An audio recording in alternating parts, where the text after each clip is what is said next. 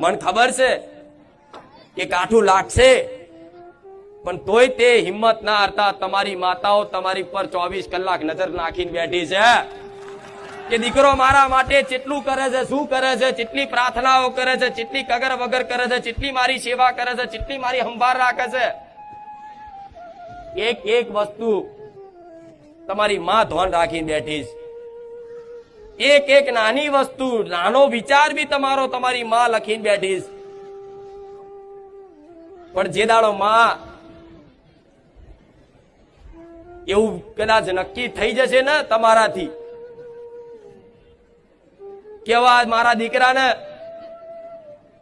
સંસારની કોઈ વસ્તુ નહીં જોતી, સંસારના કોઈ સુખ નહીં જોતા, બસ હવે તો મારા દીકરાને મારો ખોડો જોઈએ છે, મારી કૃપા જોઈએ, મારા શરણ જોઈએ છે. એ ભાવથી કદાચ જેણે જેણે કદાચ એક આહુડું, તે કદાચ એક નાનું આહુડું, તે કદાચ એના પામવા માટેનું, એની ભક્તિ કરવા માટેનું કદાચ એક નાનું આહુડું જો પડી ગયું ને તો એ આહુડાની કિંમત જબરી થશે. હો, વિશ્વાસ રાખજો. પણ દેવી શક્તિ આગળ ગોડા સોદા ના કરતા, તમારા કોમ કરે ના કરે પણ એની પર વિશ્વાસ રાખજો.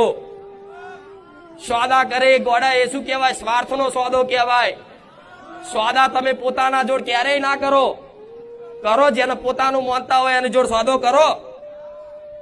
તમે તમારા દીકરા જોડ સોદા કરો. તમે તમારી મમ્મી જોડે કદાચ પૈસા